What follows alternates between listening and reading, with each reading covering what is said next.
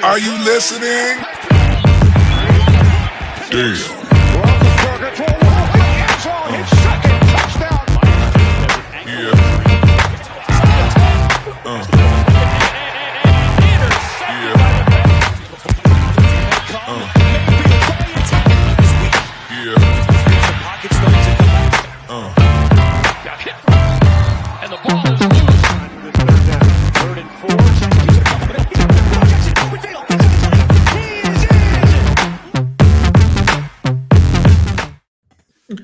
Welcome to the AFC North Talk. I'm your host, Ace Boogie, joined by my co-host, Sonny. Sonny, say what's up. Hey, what's up, guys? My man, Quincy Carrier, what's going on? Look, I already see assumptions of what I'm going to say on this show like this. in the chat. I have to tell you guys are absolutely wrong about what you guys think I'm going to say. But we'll get to that when that moment comes. It's nice to be out here hanging out in the winter half of the screen with Tony again. It feels like a tired trope at this point. I mean, like winter side, the right side is the winter side. There's no way to mess with you. I'm just messing with y'all. It's nice to be in the winter half, the more darkly, lit. We have the winter color tones. Yeah. I got that winter lighting. It's just it's great. I mean, like I can't even remember the last. Was it like October the last time the Browns lost a football game? I don't know. Baker ain't thrown a pick since Halloween. December of 2019 for me. So it's been almost a year. But anyway, definitely. And we got my man Tony also representing the dark side. What's going on, Tony? Yeah, the Steelers sucked this week. I'll just get that out of the way. But it didn't suck, sweeping the Ravens. That was fun. Also, eliminating the Ravens from AFC North contention, also fun. So we'll have a little bit of fun today. But I know Steeler fans, obviously, last night's game, maybe not the most fun to watch on a Wednesday night. Yeah, the worst Wednesday night game of all time. Brandon Allen, not fun to watch at all. So we'll start there. Bengals lost to the Giants. Brandon Allen at quarterback. This was painful to watch. This guy had like 80 yards in the fourth quarter. It was bad. And it was bad against a bad team in the Giants. At one point, Daniel Jones goes out of this game, and they bring in Colt McCoy. I was just like, hold on. It was like I was back in 2013. Alfred Morris and Colt McCoy are getting reps in an NFL game, and I was just like, we're bad. What year is it? That's the exact thought I had. It's like, wait, Colt McCoy's still in the league? Yeah, it's at the point to where like you're mentioning these names, and I legitimately I don't know who's on what team. I just know I don't know if Colt McCoy was taking reps for the Bengals or the Giants. I feel like it was the Giants, right? But it's that's where y'all at now. Morris, yeah, they were somewhat decent against us, but obviously I said going into this game I thought we were going to lose it, so that's what happened. Sonny, what were your thoughts on this game? I mean, I tried to watch this game. It was a hard watch. If you're not a Bengal or a Giants fan, it was a hard game to watch.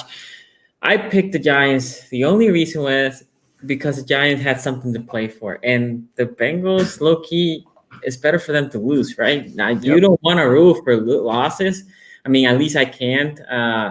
But low-key, that's the best scenario for the Bengals. And the Giants, man, I think a 6-win team will win that division this year. So they're not that far from that 6th victory. And the Bengals were one of the easiest games that they had left. The Bengals weren't healthy. So it was the Giants' game to lose. I mean, it was competitive. I mean, score shows that it's competitive. It was because of a return. But still, I mean, that's part of the game. So, I mean, I will say this. Taylor, the team keeps showing heart. So who knows? He might not get fired, Ace. He might not get fired.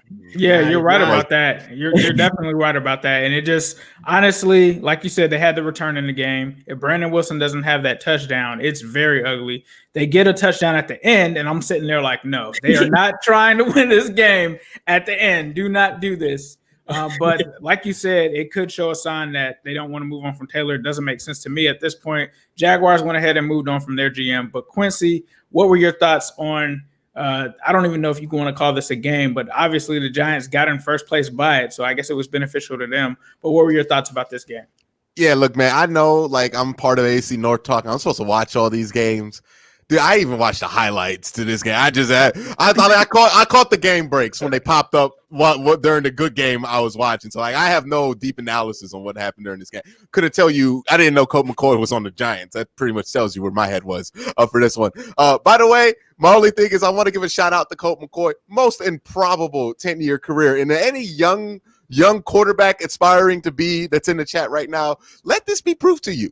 You do not have to be good to have a 10-year career in the NFL. You don't even have to be remotely talented. You just can be the right kind of personality, and you can have a 10-year career, because I've seen Colt McCoy not throw the ball 20 yards confidently, and he has been in the league, started games, mind you, for 10 years. Yeah, that's an inspirational story. So if you're out there and you're not that good and you're kind of sorry, but you want to play quarterback in the NFL, don't let that crush your dreams. Sorry ain't got nothing to do with making the NFL. If you got the right clipboard mentality, and if you are fire on the whiteboard, hey, you got a shot, baby. And that's aspirational. Shout out to Colt McCoy, 10-year career. He ain't never did anything impressive in that 10 years other than get murdered by James Harrison on live television and live to tell about it. But other than that, hey, shout out to Colt McCoy. Definitely. Colt McCoy career earnings of $18 million over his career too. I mean, not chump change. That man ain't let genetics stop him from nothing, and you got to appreciate that. Trying to pull a Chase Daniel thing right there. Right.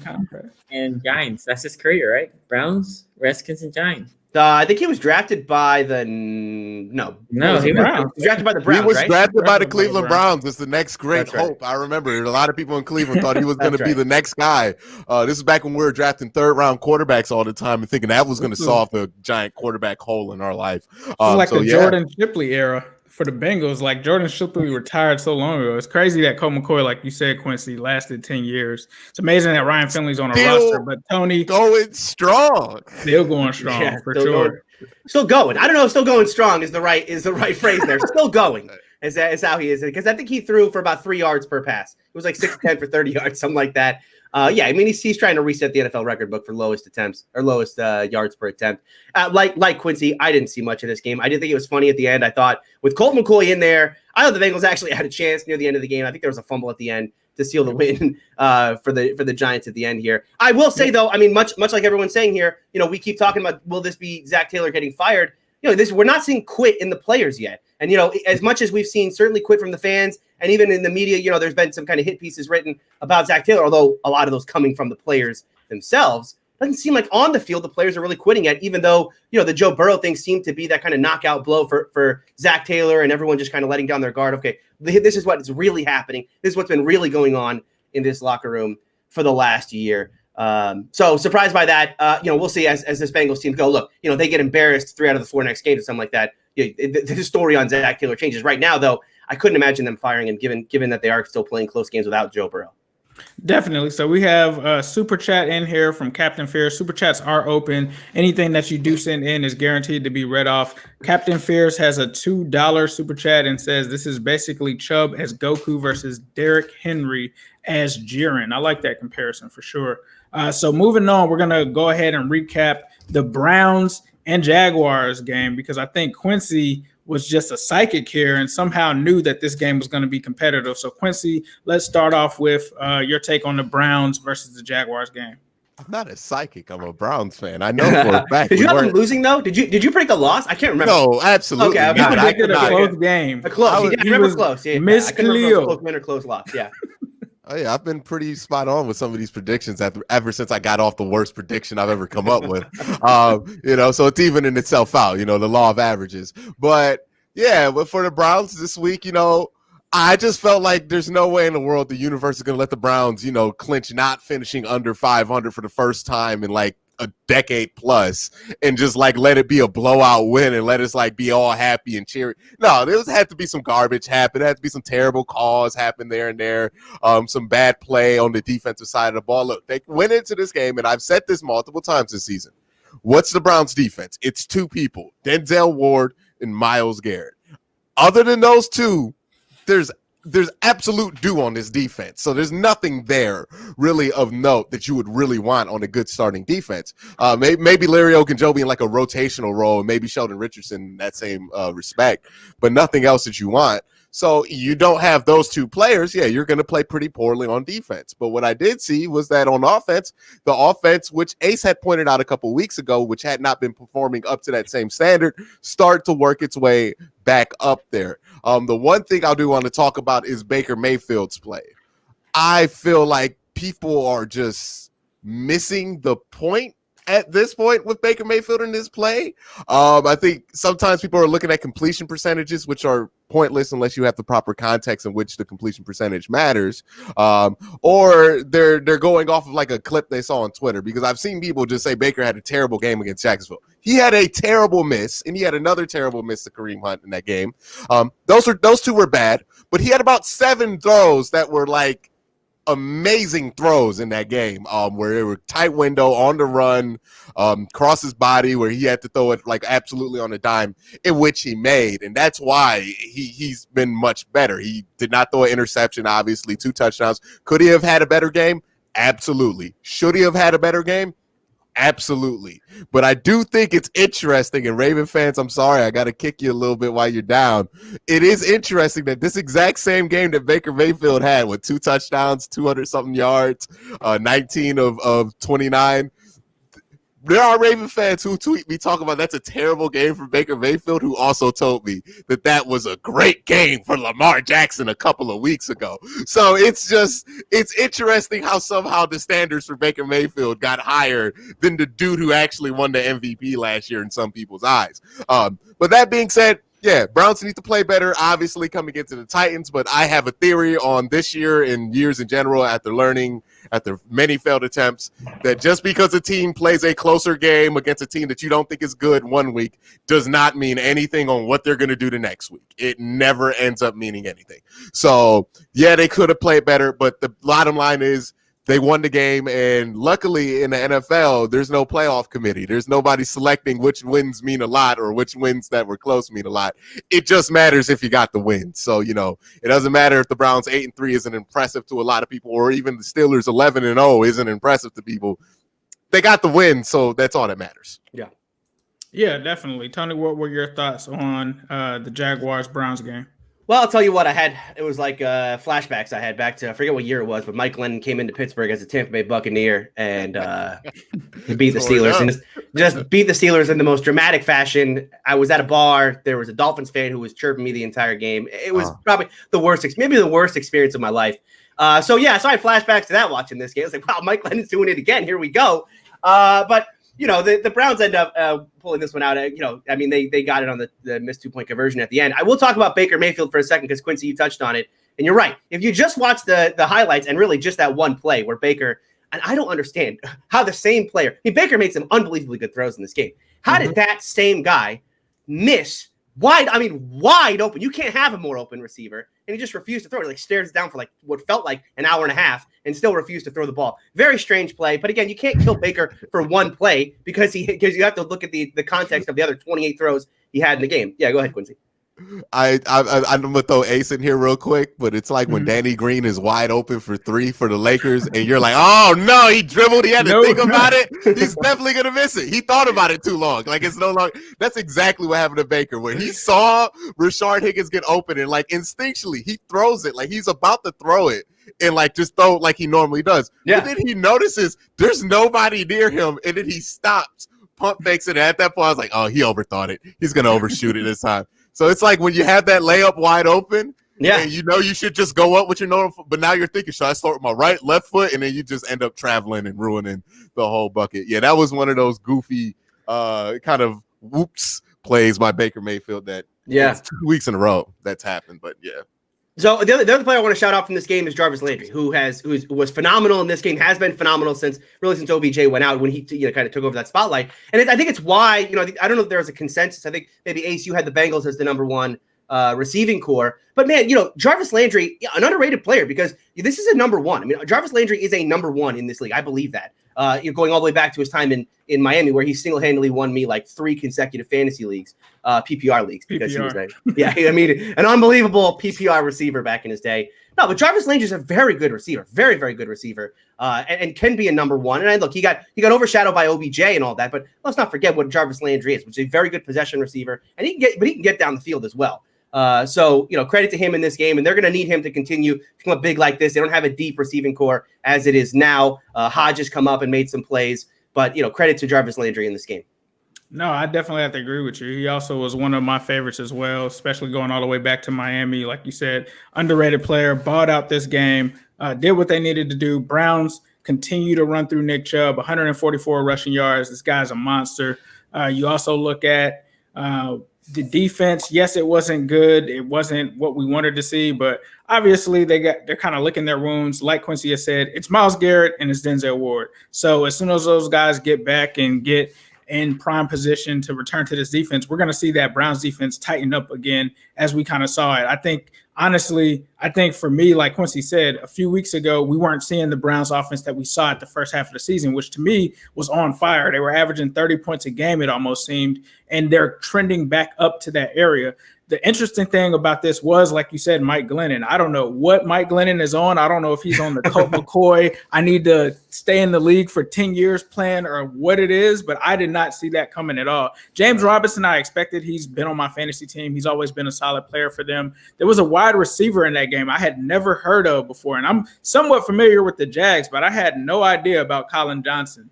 I didn't know who that guy was, and he just came out of nowhere and just kind of exploded. But honestly, Browns did what they needed to do. Baker didn't turn the ball over, threw 250 yards, 2 touchdowns. They got the win. At one point, though, I assumed that the Browns were going to win this game. I was actually cheering for the Jaguars to win just so the Bengals would have a chance of moving up to the second spot. At the end, I was like, hold on, this game is still close. Hold on, go for 2. But anyways, Browns took care of business. Obviously, they're a playoff team. They definitely pushed themselves in front of the Ravens for second in this division. They're here. It's real.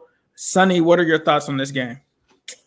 So I will agree here. I don't think Baker had a bad game, as you guys have pointed out. I think there's a lot of things that the other fan base loves to hit about Baker. And I think it's because how he came out in his first year. He came with a lot of, talkative, swaggy. And since he couldn't back it up the following year, then people just like to hate him. Look, if you go back through the whole year, you will see Big Ben missing throws. Lamar obviously has missed a lot of throws. All of them. You can go check Patrick Mahomes. If you dissect every throw, he will have some missed throws. And that was a very bad one. But like you guys said, he also made a bunch of good ones. If anything, in this game, I was more disappointed with the defense. And I understand that the defense is not great, but we talk about a Jacksonville team that offensively is challenged. And I was not expecting them to blank them, but I feel like there was more movement of the ball for Jacksonville's part that I thought it should have happened, right? So if you were going to give a lot of the runs that they gave up, because Robinson is probably the best player that they have at that moment, then you would think that they were going to limit the passing or vice versa, right? Pick one, but it seemed like Jacksonville was having a decent game in the passing game and a decent game in the running game. I think that I agree with Quincy. That doesn't mean they will carry against Tennessee, but that is also, if you're looking at yourself, you're like, man, why is Jacksonville scoring 25 against our defense? Again, I understand our defense, or not ours because I'm not a Browns fan, but I understand the defense is not great. But this is a Jacksonville team struggling up to that point. Again, I think people are overblowing the missed throw from Baker. I thought Baker had a solid game. I think he had a good game. And we go back to Chubb, right? As soon as Chubb came back to this team, you can see the difference in the offense. Chubb is a monster. Chubb is him and Delvin Cook, right? In my opinion, with oops, can you guys hear that? Yes, we can. Yes. Oh, good. You're going to call. Yes, I don't even know how to. I'm sorry. Hold on. All right. I'll just go ahead and mute Sonny until we get that taken care of. But one thing that I will say is Myles Garrett wasn't in this game. And like Quincy said, this is a guy that is literally their defense. And you talk about Denzel Ward as well. We're bringing Sonny back in. It seems that he's got everything situated. Go ahead, Sonny. No, I understand. This is why I didn't say that I was expecting them to blank them, right? I'm not expecting them to be completely dominating, but I felt like 25 was more than at least what I was expecting. 27 for the offense, I think that's good. 27, there's no shame in that. thought Jacksonville was going to score around 10. And even without Miles, we knew Miles Garrett wasn't here. We knew Denzel Ward wasn't here. Yeah. Glennon tends to have these type of games here and there. Could have been Glennon was on point that day. I was just surprised. If you say, Cindy, what was your surprise at that game? It was the Jacksonville Jaguars offense / Browns defense. Yeah, definitely. Yeah, go ahead. I was just gonna say, what's funny about this game is when I talked about it, I said, look, if this game is going to be close, it'll be that the Browns, they drive, but they kick too many field goals, and so they keep the Jags in it. That's actually the opposite of what happened. The Jaguars are the team that in the first half kicked too many field goals. I mean, they were moving the ball. They only punted on their first drive in the first half. They kicked field goals on like 3 of their drives. In fact, they missed one at the end there. They were the team that were like allowing the Browns to hang around, and that's what you just can't do in a matchup like this, where you're the worst team, right? I mean, you need to be up on a team, and when you're dominating like that, you're moving the football every single drive. You got to be up if you want to survive the second half. They couldn't build a lead in the first half, and then by the second half, the Browns were able to win the game. Yeah, so Browns took that one. For those tuning in right now, we got 200 people in here. We appreciate the support. Please be sure to like, subscribe. Someone asked earlier, how do these guys only have 2,000 subscribers? That's because you guys got to subscribe, especially if you want to be notified for these games. But we are going to, hit that bell, hit the notification bell for sure. But one thing we're going to do, it looks like we actually have a super chat in right now. Shout out to my guy, Feeling Dangerous, 113. Yeah, appreciate it. Super chat for $10. Oh my goodness, it's going all over the place. Yeah, chat is moving today. And he says, "What up, fellas? Appreciate it, man. What's going on? Thank you for." He might be a Browns fan. I don't know if I think he might be a Browns fan. Might be a Browns fan. Maybe a Browns fan. We also have another super chat from Captain Fierce for $2. Appreciate that, Captain. He asked thoughts on Tedrick Thompson coming to the Browns. So I'll let Quincy answer this. Quincy, what are your thoughts on that? Who is Tedrick Thompson? Tedrick Thompson, I believe, is coming from the Chiefs. What does he play? Safety. It ain't gonna matter. Come on. They're gonna run Sadeo out there. Sadeo leads the team in snaps, so it's not a free safety solution. He's not. They're pretty steadfast. Sadeo's staying out there. He played good against Jacksonville, by the way. Kevin Johnson was the problem in Jacksonville, but we'll talk about that later. And then Ronnie Harrison's out, so it's probably a replacement for him. But you still got Carl Joseph, which isn't like a great replacement, but it's. You're not going to put Tedrick Thompson out there, but I'm sorry. I wish I was more prepared for the question. I just spent $2 on that. So I apologize. Yeah, I think I've heard something about this guy used to be a starter or something like that, and he was released, and he could be like a late ad that's at least decent. He's not going to, it's not like you're signing Ed Reed or something here, but, maybe a depth piece, maybe someone that's better, that can possibly come in a pinch if there's any injuries or something like that. Not a game-changing guy, but at least something that's solid. Yeah, here's the thing about him. He comes from Kansas City. Kansas City over the last 3 or 4 weeks has had the worst defense in the NFL by EPA. So, and they got rid of Tedrick Thompson. So, yeah, not going to be a guy who's going to be a game changer coming in. But like you said, Ace, he could be a depth piece there. Obviously with Ronnie Harrison going down for a couple weeks, the Browns need another body in the room. And Tedrick Thompson, he's capable, not starter capable, but capable. Capable, exactly. So we got another super chat here from Jimmy O'Brien. He's asking about thoughts on Sendejo. Quincy, what are your thoughts on Sendejo? Yeah, look, he's just kind of become the whipping boy in Cleveland, and I think it's kind of unfair. Like he's taken the brunt of a lot of bigger issues than Andrew Sendejo on this defense. Like there being nothing when it comes to depth outside of Denzel Ward. And yeah, it just so happens that he plays free safety, which also means when there's a big play, you're going to see Andrew Sendejo in the frame. That's just it's why Minkah Fitzpatrick got so criticized at the beginning of the year, because anytime there's a big play in Pittsburgh, what do Pittsburgh fans see? Minkah Fitzpatrick chasing the play, doing his job, but since they see Minkah, they blame Minkah. Same thing goes with Sendejo. And I think we need to come to a realization. He's Andrew Sendejo. What did everybody expect? Like, I don't think anybody was thinking he was Ed Reed. Like, right. He's Andrew Sendejo. Does he give C+ performances? Absolutely. That's what you paid for, though. Like, honestly, you're getting what you paid for. Which is, he's a guy who's supposed to be rotating and helping your rotation and helping your depth and maybe contribute on special teams. Now he has to start full time because Grant Delpit's out. Like, it just is what it is with Sendejo. He reminds me a lot of Terrell Edmonds before the Steelers got Minka, before they solidified that secondary, where everyone was like, Edmonds sucks. He's got, he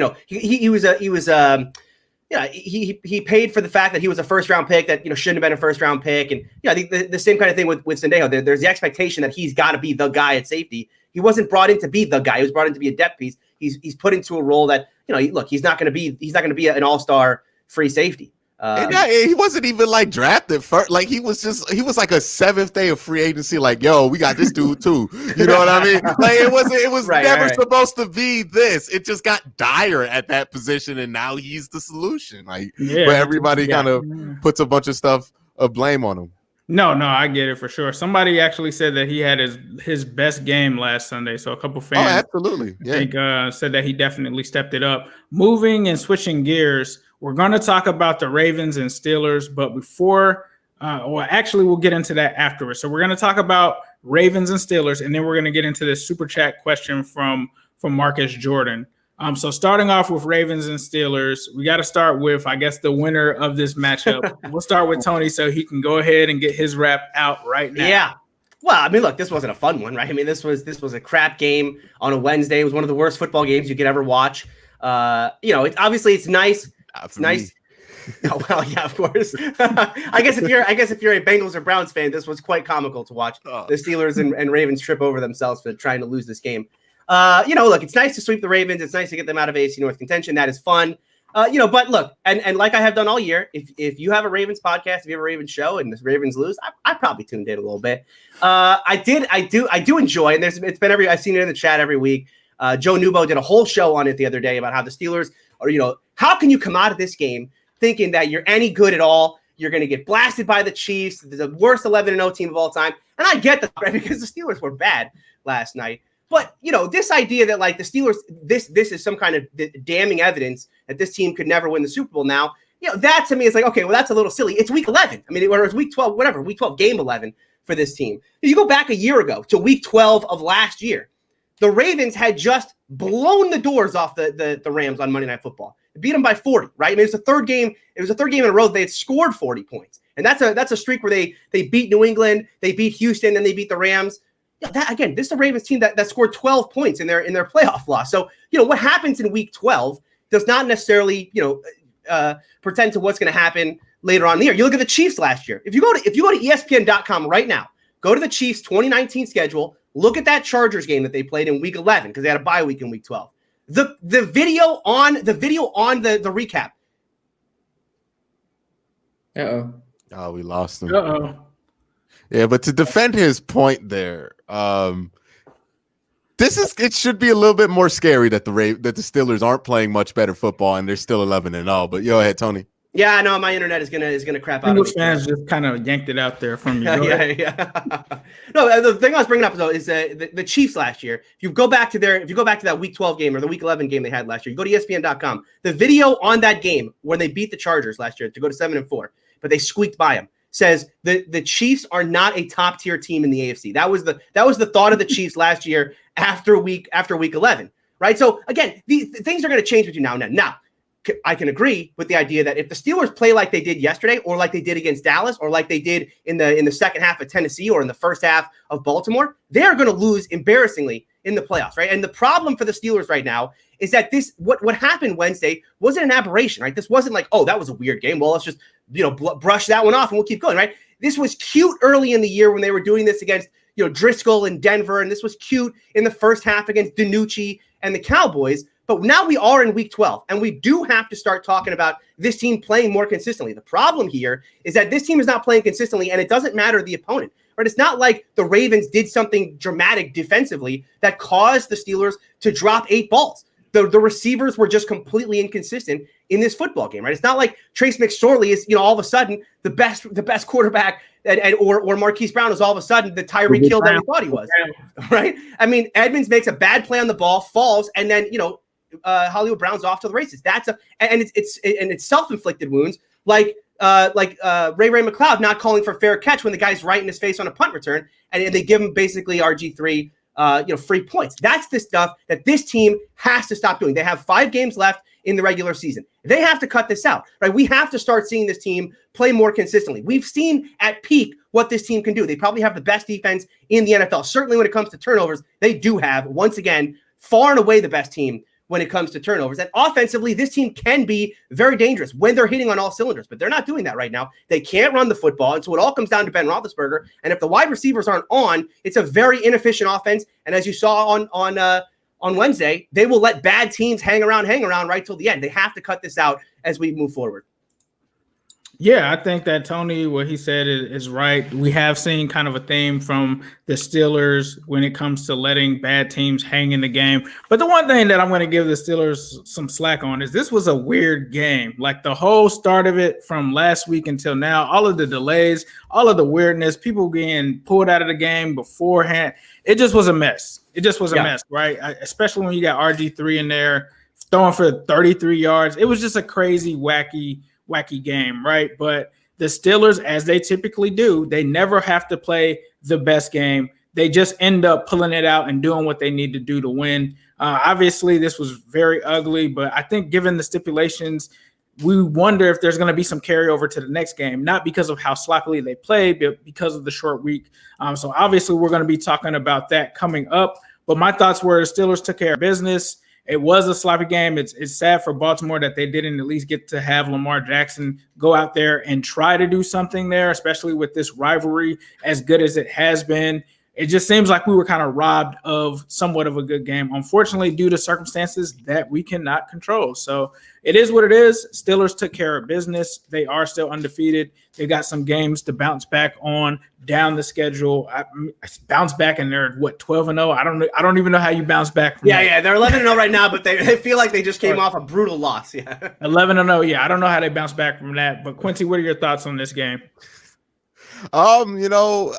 It was a nice effort by Baltimore, even though, they got that one touchdown at the end. I will argue how legitimate that touchdown is as far as like, what was Terrell Edmonds doing there exactly? It was like Raheem Moore levels of just like mind-boggling bad.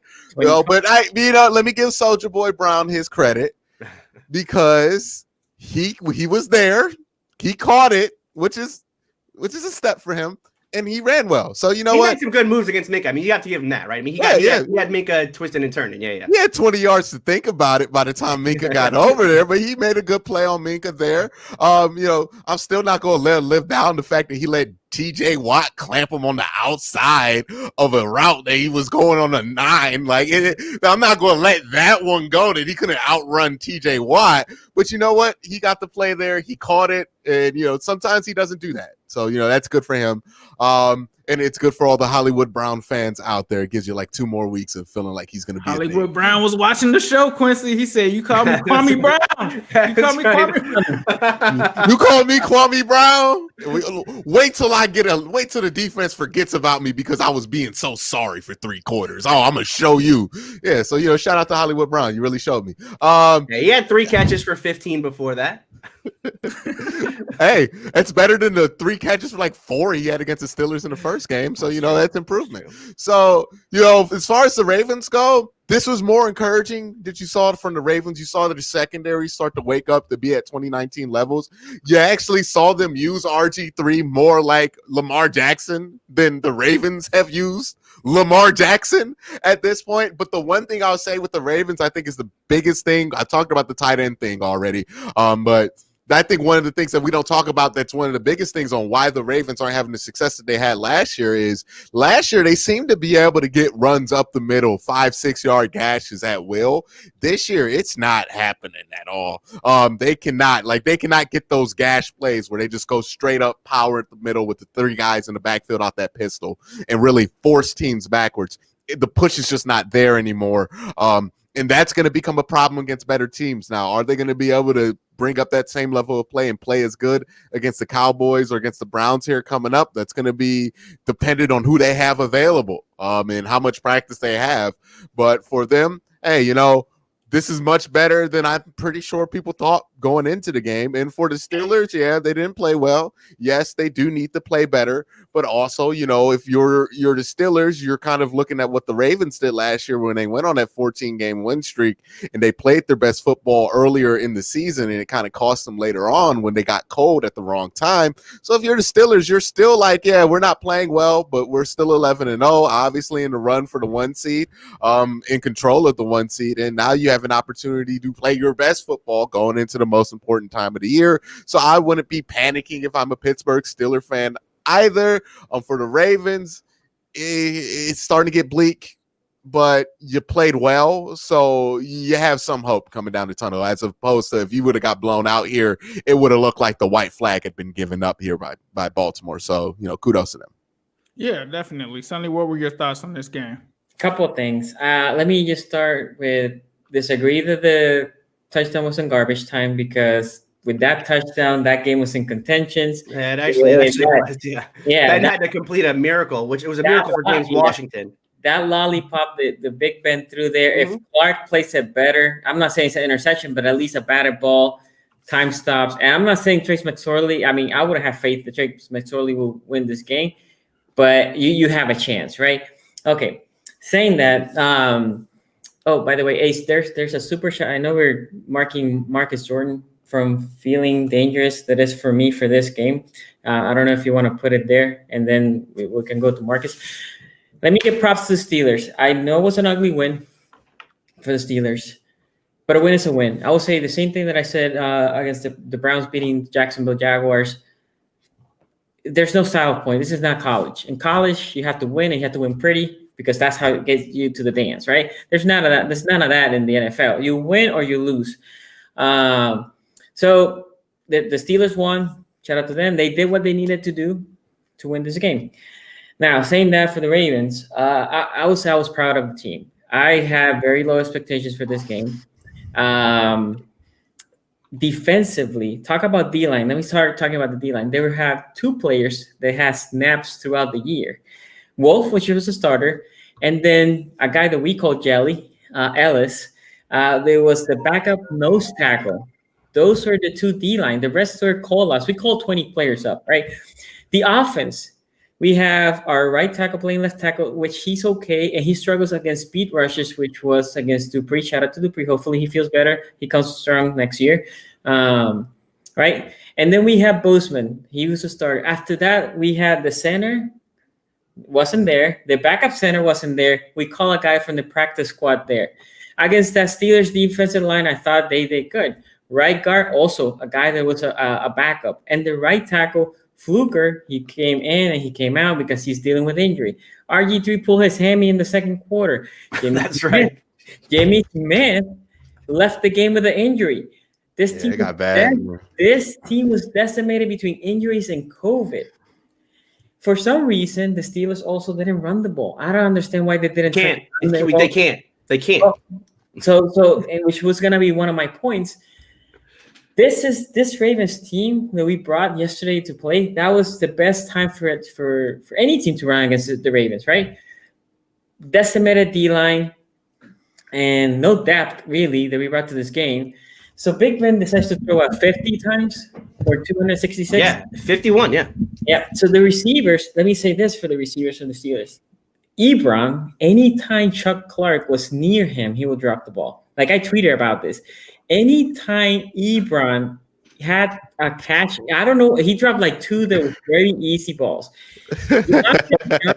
Deontay Johnson, and me and Stoney have talked about this. He's a roller coaster.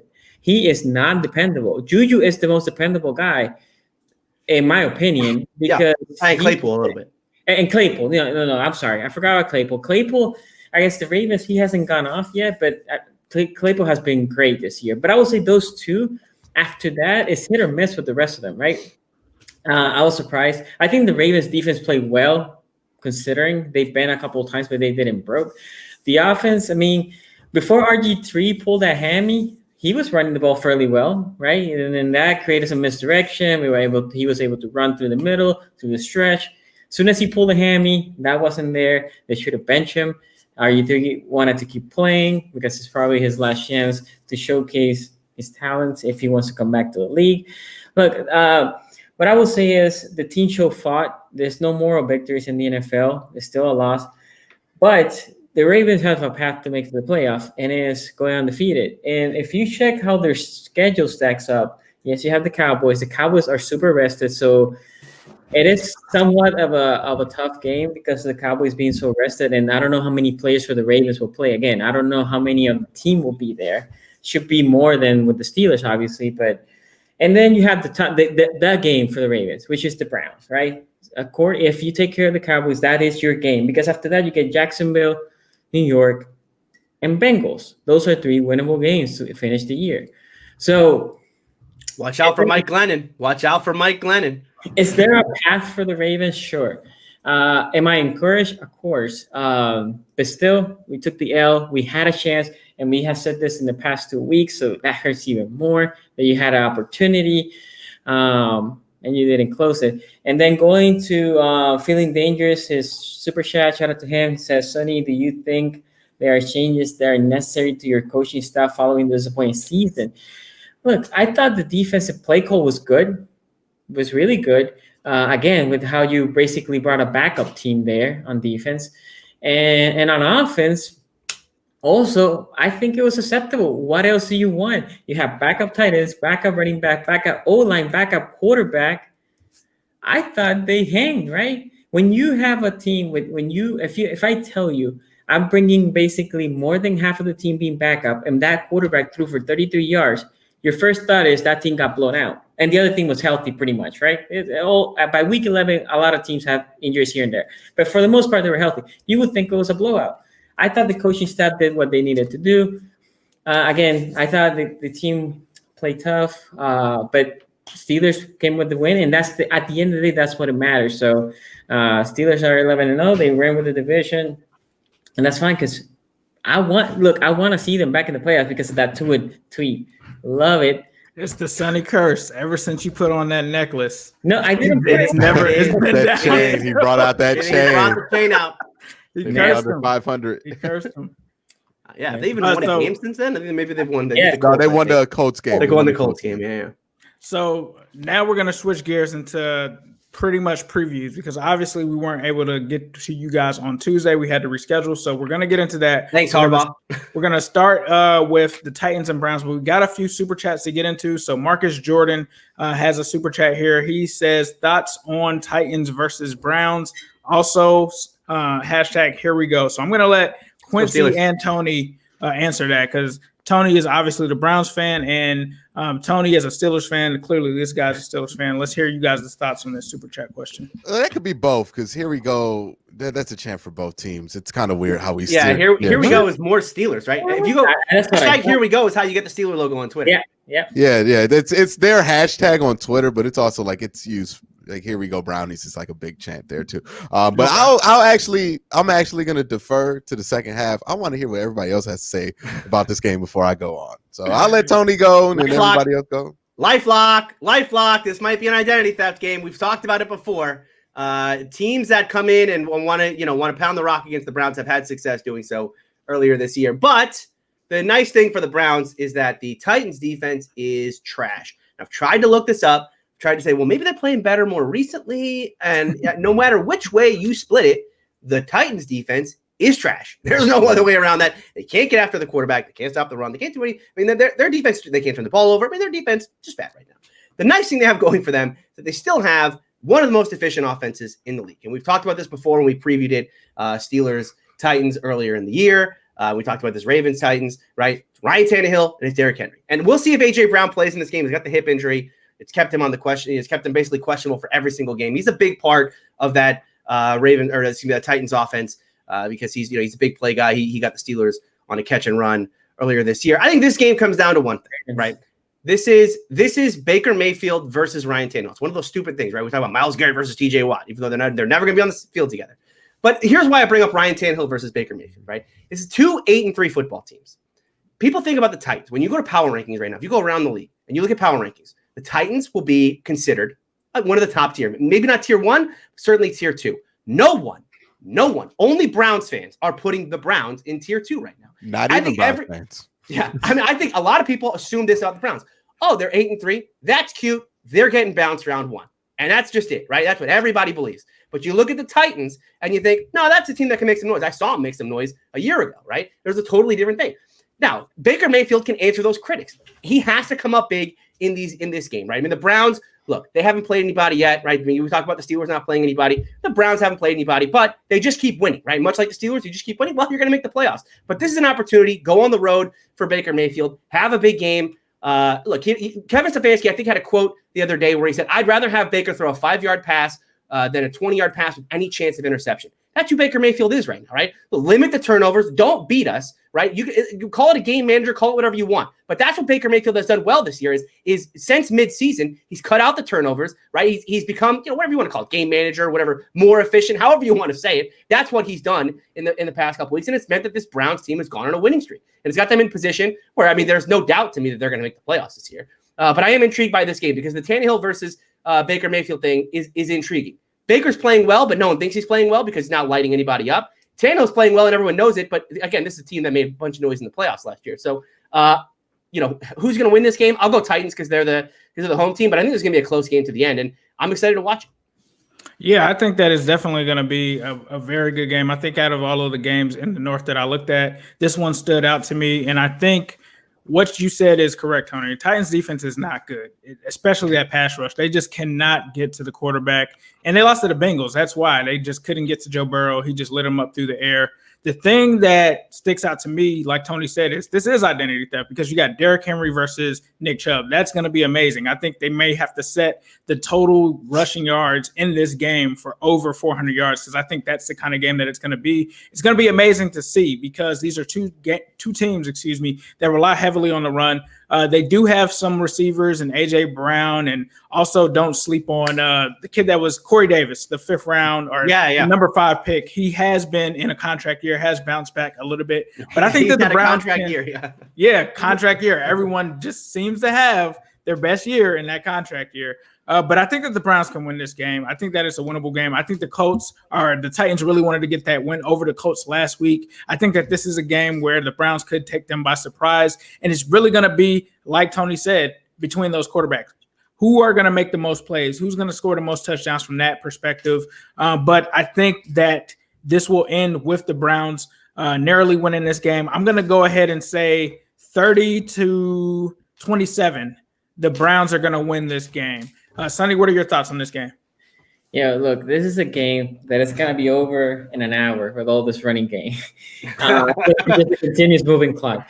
No, but I will defer. I think this game is more on the defense, actually, because both defense are so bad. It will be who is the defense that will make that critical stop in that key moment that will determine this game. Because every game, every quarterback will have a bad throw here or somebody will have something there. What is that key moment in the defense that will create a turnover, a fumble or touchdown, whatever it is, and will turn the game? Both quarterbacks should be playing strong. Both running backs should be also good. Main thing is Quincy, Garrett should be back, right? Yes. That's the plan. Okay. So I think that is definitely the X factor because the left tackle for the Titans is questionable at best.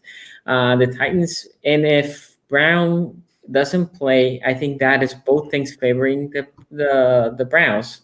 And I was meaning AJ Brown. So saying all that, I think whatever defense comes to play better, that's the team that's going to win. I think offensively, both teams are going to be well enough. It's going to be a high scoring game. But that key moment, that key defensive play will determine this matchup. I will go with the Browns because I think Myles Garrett will be the guy creating that key moment in the matchup. And I think I actually like a score prediction, 30-27. And like I said, it will be that key moment. You will see probably like a strip sack from Garrett. And I think that will turn the game and that will pull the Browns to win against Titans. Yeah, definitely. Quincy, we got to get your take on this, bro. All right, so I've heard everything. I've digested it. I've consumed it, and I disagree with some of it. One, let's talk about this game, right? For whatever reason, and I'm not saying you guys did this, but nationally and just locally also, it just seems like this is a team between like the Steelers who are 11-0 versus the Browns right now. You know what I mean? Like that's the gulf in which this game gets talked about. But these teams are 11-3 These teams are 8-3. These teams are the exact same record. Honestly, the exact same season, except for the Titans lost a pretty bad game at home to Cincinnati. The Browns did not do that. Like, if you want to compare wins and who has better wins, like, the Titans really ain't beaten that many more people than the Cleveland Browns. And then if you look at it, right, because I'm like, well, maybe the similarities kind of end there. And offensively, identity theft, I don't know if that's the right word. I think these teams are conjoined twins at birth that got separated because they're the exact same offense, quite honestly. Yes, the Browns, if you look at completed air yards, which is why I have pushback on when Tony said that quote about Alex Van Pelt, where he was like, Baker should throw 5 instead of 20. They're making Baker throw 20. Like, I don't know where that quote came from. That's not what they're doing with Baker. Baker's number 1 in the league in completed air yards per attempt. Really? Yeah, 7.7, number 1. Yeah, that's what Baker does. And he hasn't thrown an interception his last 200 attempts. So that's actually kind of impressive that he's not done that, given that he's not getting, screenplays all the time. And then if you look at who's number 6 on that list with 7, that's the Titans with 7.0. Then you look at passing attempts. Browns 31st in the league. Titans 28th. Play action pass yards. Both of them right next to each other. Titans number 1 with over 1,000. Browns with number 6, 830. If we look at rushing attempts here, they're number 1, number 4, yards, number 2, number 1, first downs, number 5, number 4, broken tackles, number 3, number 4, yards per game when it comes to rushing, number 1 and number 2, respectively. These are the exact same teams when it comes to the offensive game, except for the Browns are a little bit better at running the ball, and a lot of people would presume that the Titans are better at passing the ball. They have better wide receivers, and you can argue that they have a better quarterback. Now, let's talk about the quarterback matchup because Tony touched on this. Is Ryan Tannehill better than Baker Mayfield? This season so far, the whole body of work, yes, he has had a better season than Baker Mayfield. But if we're talking about the last 5 games, I have news for you. Baker Mayfield has a higher PFF grade, has a better touchdown interception ratio, the same amount of yards with a higher completion percentage and a higher quarterback rate with the same exact QBR.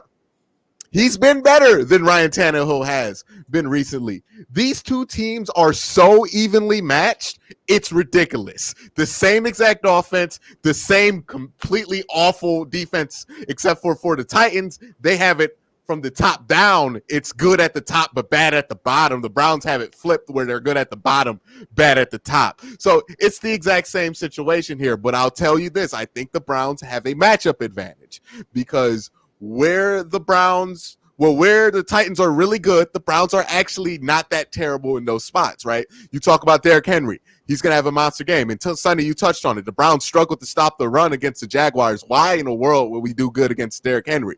Well, it's the same reason why the Browns could stop the run against Baltimore when they were at full strength, but can't stop the run against the Raiders. It's because the Browns cannot stop the inside run to save their life. But when it comes to outside zone, they can do it. For whatever reason, they did this in training camp. They can stop the outside zone.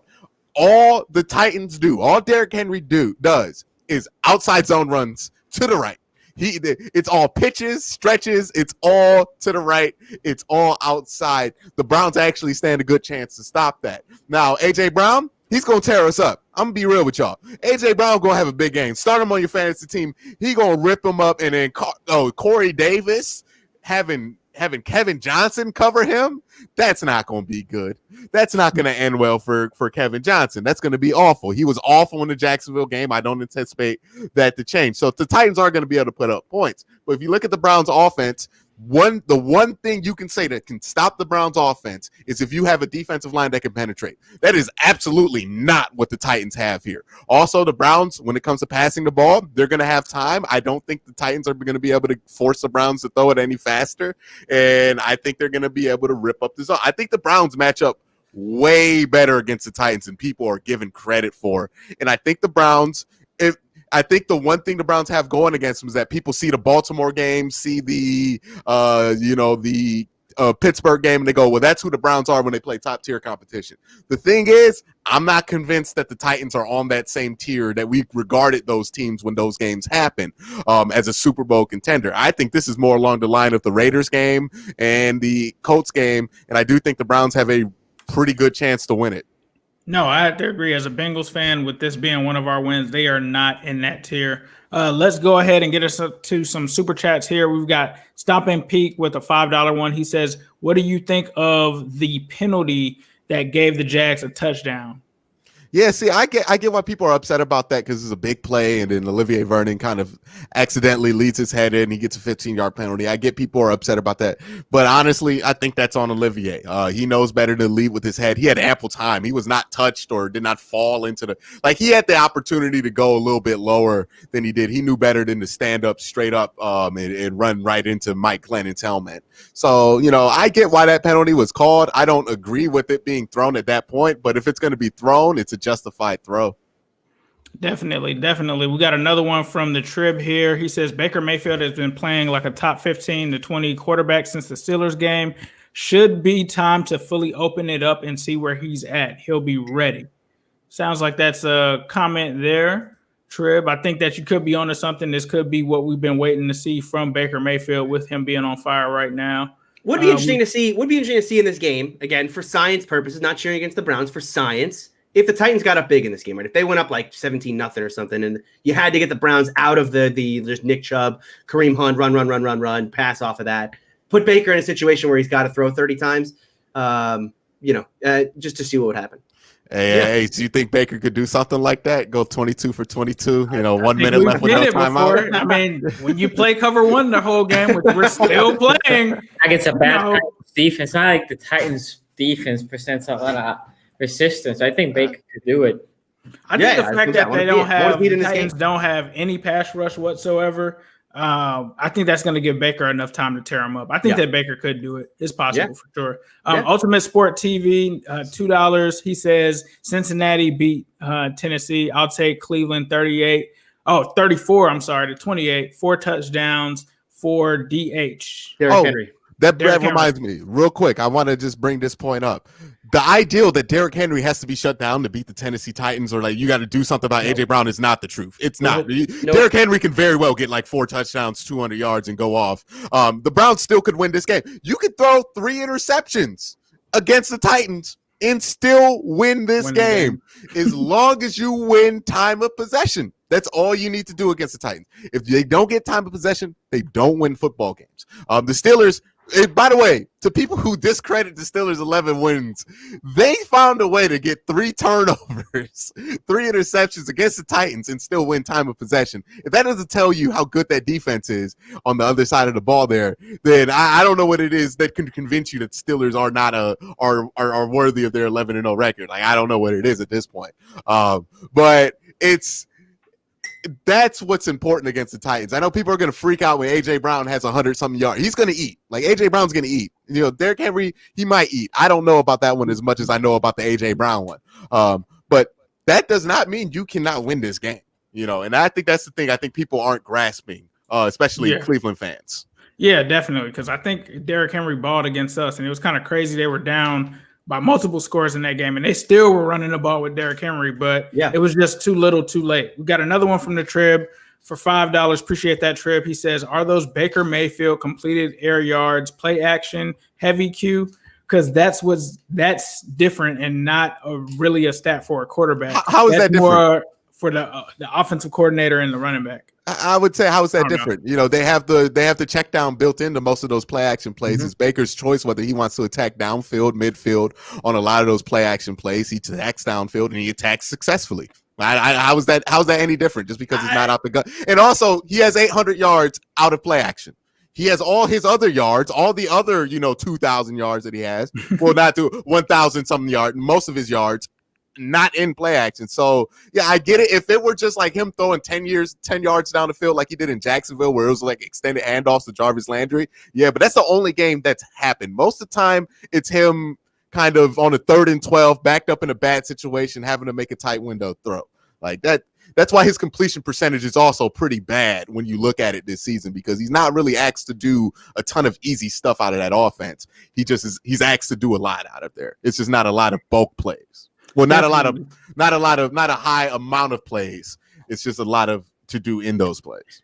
So we've got close to We've got close to 400 people in the chat. We only have 142 likes though, and we got 2 haters. I don't know if this is if Marquise Brown hit us with a thumbs down. I don't know what's going on, but let's go ahead and change that ratio. If you're watching this, please be sure to hit that like and keep Marquise Brown's negativity from up out of this show. Well, I had over 25 yards per reception. He still called me Soldier Boy Brown. I think one of those is Marquise Brown. I think the other one is Phillip Rivers. He's still not over. Yeah, he's still not over that he's washed up. David from Cleveland with the super chat here for $5 says, "Real G's move in silence." I like the Lil Wayne reference here, like lasagna. Let's get it, go Browns. And I think with that, we're all caught up with super chats. I think, Sonny, you were asking for a prediction for this game? For Q, no. For Q? Yeah. Do you put your prediction? I can't remember. I think the Browns are going to win. I don't give score predictions, though. No, that's fine. You don't have to give score predictions. All right. So we're into, what is this, week 13, I'm assuming? Yeah. So the next one we have, we'll get this one out of the way. Bengals versus Dolphins. I'm just going to say right now, Dolphins are going to win this game. I had an opportunity to go to this game. I'm not going to this game. It's my birthday weekend this weekend. I'm not doing it. Not worth. This was supposed to be the Joe Burrow versus Tua Tagovailoa kind of welcome to the NFL. Let's continue this, what we started at Bama versus LSU. We're not going to have that. I think the Dolphins are going to go out there, take care of business, win this game, and we'll just try to fast forward to the end of the season for Bengals fans. Quincy, what are your thoughts on this game? Oh, 1 second. There's something in my. Well, you don't get this game out of here. Nobody talking about this. Get out of here with this. No, what are you talking about? Tua versus what? Is it Ryan Finley or who's starting this week for the Bengals? Tua's not playing. Tua's not even playing either. Tua's not playing. Ryan Fitzpatrick versus Brandon Allen. They went. You know what though? Hey, the Bengals might have a chance here, right? Because we forget, like we fall into the love story with Ryan Fitzpatrick every time, and then you get reminded so forcefully why Ryan Fitzpatrick exists in the way that Ryan Fitzpatrick is. It's because at some point, if you go with him long enough, he will throw 5 interceptions in a half. He is going to do that at some point. It's just a question of, are the Bengals going to be there to catch it? No. They're not going to be there to catch it. The Miami Dolphins are going to win this game. And, Ace is going to get what he wants. He's going to get that L.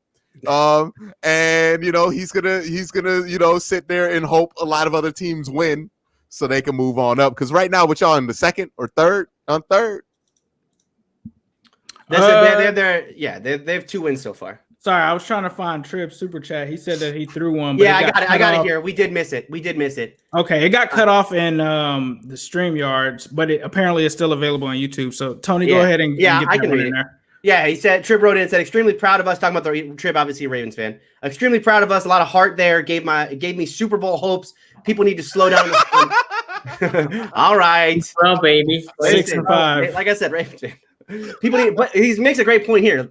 He says people need to slow down on the Steeler bashing. The Steelers are great, and their age is where inconsistencies are from. Oh, God. Super Bowl. No, I mean, I understand. I understand why Ravens fans are positive right now because they do have. I think they have the easiest schedule left in the National Football League. So, if they can get Lamar back, they can get healthy again. They have to play more. The Browns is the game for the Ravens. I don't want to deviate because that's a week. Yeah. I mean, good luck. Good luck with that one. But Q is right. I mean, obviously, Bengals aren't winning this game. This is gonna be an ugly game. Sonny, what are your thoughts on this game? Let me say this: I'm pulling from the Bengals for a couple of reasons. I need the Bengals to get that worst draft pick. I also need Miami to lose, right? Because even if we go 5-0, Miami actually has a tough schedule coming up, and I think for the Ravens chances, I think for the Ravens chances. The Vegas Raiders losing, and also for the Browns, the Raiders losing was big, right? It was very big. That was a bad loss in that moment. So realistically, this should be a game that the Dolphins just go with it because where the Dolphins excel is on defense. Do you have any hope that the Bengals are gonna move that ball? Like Mixon's still out, right? Yeah, Mixon's still out, and that's some. I've heard some funny stuff about that. Mixon's going to still be out for this game. I think he's going to be out for the foreseeable future. So if he is on your fantasy team, I'm not sure how confident I can say that he will be back since he did get that big contract. Yeah. I'll just put it out here. I've heard that the reason that he possibly isn't playing isn't due to any injury or anything like that. He feels like he can go. They're keeping him out, I think, because he just signed that new extension. So they are trying to protect that investment and make sure that he's okay, and also make sure he doesn't hit certain bonuses. So, okay. I was going to say, if only had the same thought about Bengals. Burrow, protecting. If only had the same thought about protecting Burrow. Yeah, if only. Yeah, I mean, this game is going to be. It should be a Dolphins blowout. The Dolphins don't really blow teams. I mean, they blew the Jets out twice. If you consider 20-3 and 24, was it 24-0? Those games are blowouts because the Jets can't score. But yeah, I mean, I could see this game. Look, like all Bengals games, will this be a game in the fourth quarter? Probably. But I just don't think the Bengals, again, have what it takes at the end of this game. Even when Burrow was in there, even when this offense was clicking with Higgins and Boyd and A.J. Green getting involved here and there, they still weren't able to finish the deal. So even if this game's close in the fourth quarter, they will find a way to lose. Yep. You got nothing to worry about, Ace. You got nothing to worry about. As long I'm just waiting for us to get rid of Zach Taylor. So I'm not going to bore you guys more with the Bengals versus Dolphins. Let's shift gears to Ravens and Cowboys. Andy Dalton versus the Ravens. This is the season's on the line. Sonny, talk to us about this matchup. How do you see this playing out? What does it mean to the Ravens? The Ravens, if everybody's back, they should, right? I think Calais Campbell might be close to being back, which would be big because this D-line, not only the COVID hit them hard, was also injury, right, between Brandon Williams and Calais Campbell. I think most of those guys should be back, which will be good because if you can slow Zeke down, then, I don't have faith in Andy Dalton being that game. The Ravens passing, although I know the Steelers had a lot of drops, for the most part, they did good, especially as they were defending a little bit different because they knew pass rushers were not going to get there against the Steelers. With the Cowboys, you don't have to worry about that. I think they're going to be aggressive on defense. And then Lamar, I think it should be back for this game. The defense for the Cowboys is just bad. So I think the Ravens are going to be not just enough. They should be able to score. Now we'll see because Quincy brought up a good point the other day saying that Cam Newton, after he got the C virus, he hasn't been the same. So we'll see. But if Lamar can come back and be similar to what he was, should be plenty to beat the Cowboys, especially against the run. They're not that good. And J.K. will be back. All running backs will be back for this game. So healthier team against the Cowboys. It should be win. Now, the difference is the Cowboys essentially had a bye, right, to prepare for this game. The Ravens haven't practiced in 2 weeks now, right? They haven't practiced since they play the Titans. Since that day, we haven't practiced at all. So that obviously is concerning. So hopefully there is practice this week. Obviously not going to be a lot of practice, but some practice, and we'll be prepared for this game. And we should take care of business, especially because if you lose this game, there's no chance to make it in the playoffs. This is a game that you need to win. Yeah, definitely a must win. We got another super chat from the Trib. Number 2, he's drinking that Ravens Kool-Aid right now. We getting healthy 36-10 Ravens. Okay. Hey, I'm not mad at that. Not everyone who went on the list is going to be eligible to come back. Lamar will, but not everyone, right? Andrews should not. Right.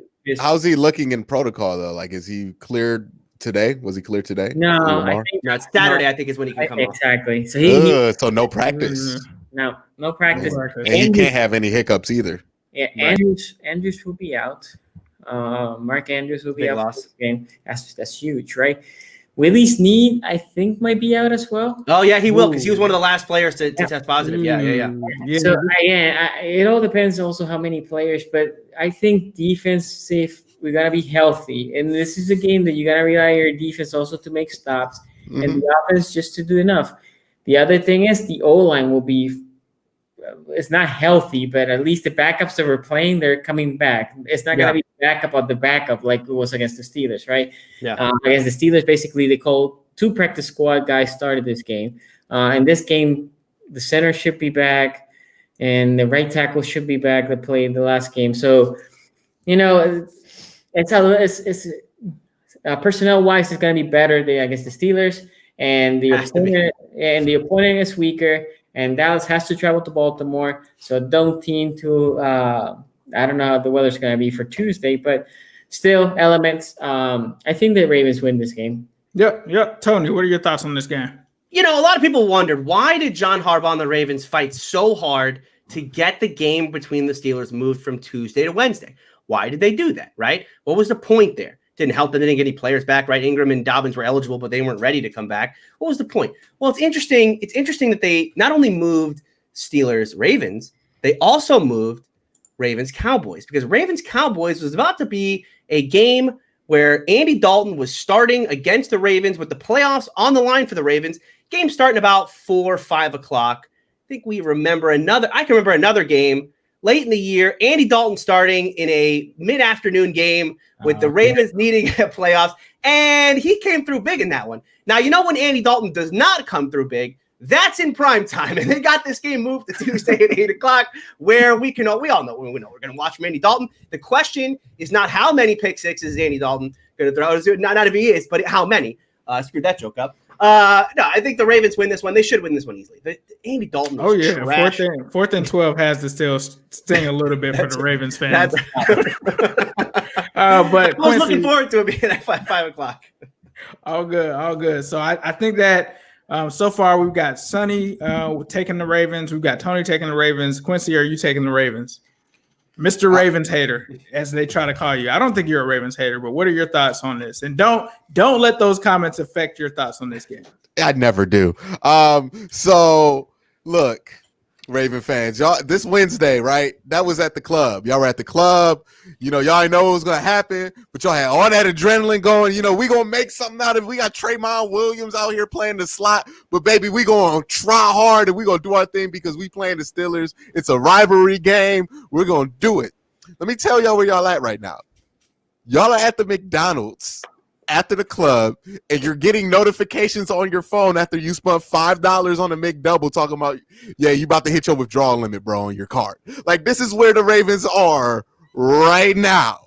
And I think there is a large possibility that there's going to be a rude awakening when the Ravens lose to the Dallas Cowboys. Now, here's why I'm going to go with this. It's not because I think Andy Dalton's going to have a great game here or anything, or Zeke's going to not fumble, or that the secondary is going to be terrible out of nowhere. I don't think any of those things are going to happen. I think the Ravens secondary is going to be good enough, even though they're very injured.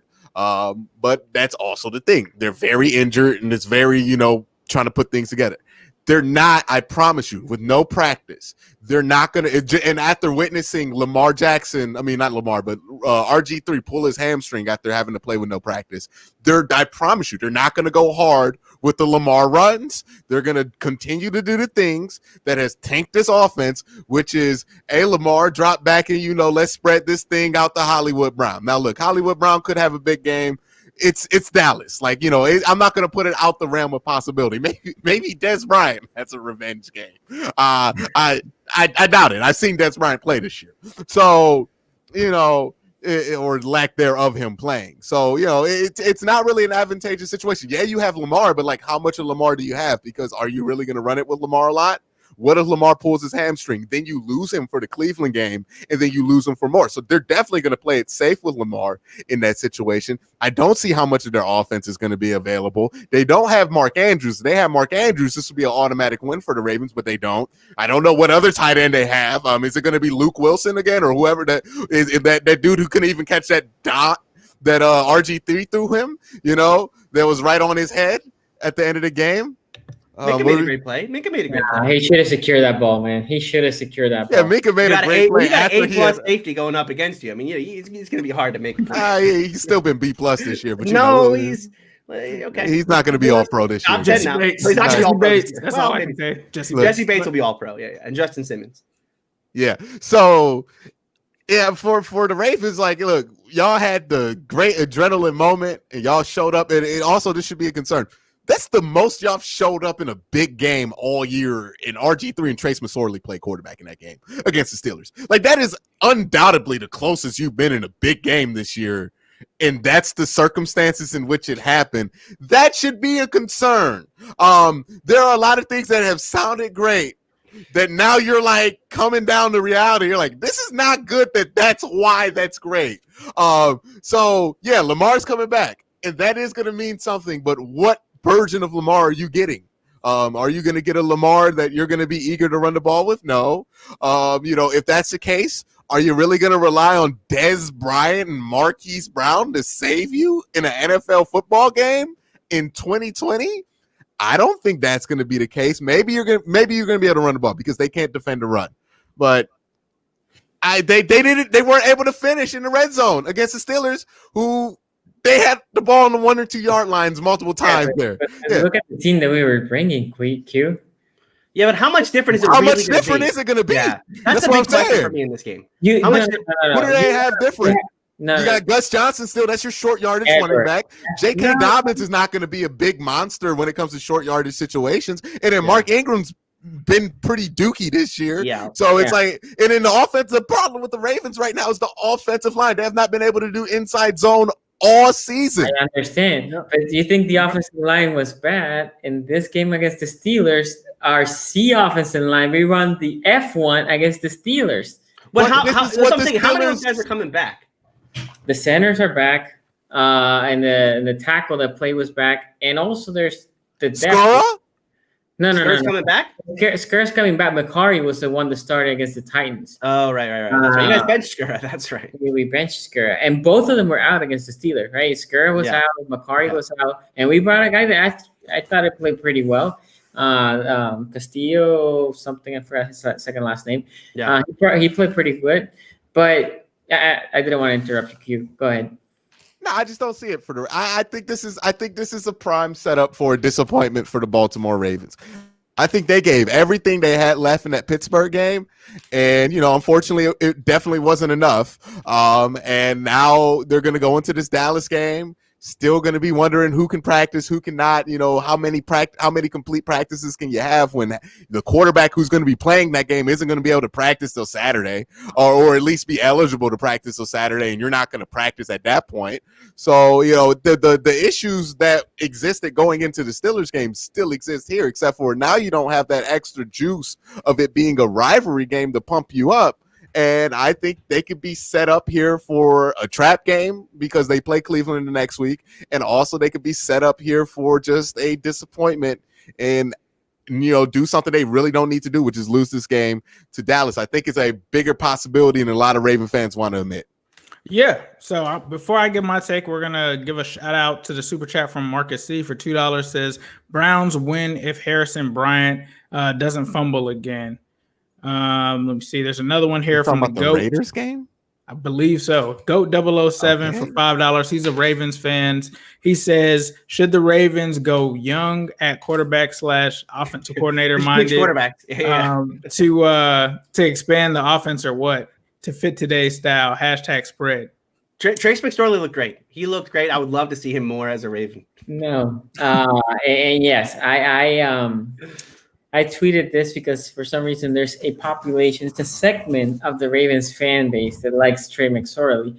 I like the kid. I actually thought before the season started, the RG3 should have been cut and left Trey McSorley there just because there's some money savings, and RG3 at this point ain't winning you any more games than Trey McSorley is, but both are going to lose you games if they have to start. No, the Ravens need to build around Lamar. They need to get him more weapons. Let's be honest. They need to get him more weapons. They need to find another Andrews or and I've been calling for this for 2 years now, a 50-50 guy. The receivers that we've been drafting are not the receivers that we should have been drafting. I will keep saying this. I was opposed for the J.K. Dobbins pick. If you go back watching my live stream, I didn't like the pick, and it's nothing to do with J.K. There's Denzel Mims there. That should have been the receiver we drafted, a big body guy that knows how to use his body on a 50-50. Or T. Higgins, Yeah, but he was gone by then. T. Higgins was the first pick in the second round. I'm not going to criticize him by drafting Patrick Queen, but J.K. Queen is looking kind of ugly right now. Oh no! Victory lap alert! Okay, you can't victory lap after it's a rookie season. Calm down. I don't know. Everybody calm down. I don't know. We're gonna victory lap after a rookie. You're gonna look silly. This is recorded. You guys are gonna look silly. Don't do this. Queen has looked okay for a rookie. My point is, J.K. Dobbins was a position and not need. It's not like a receiver that you can put 5 wide, right? you usually put one running back at a time. Hey, you know who the Ravens should get? There's a tight end on Atlanta that they might like. Yeah. I was opposed to that trade too.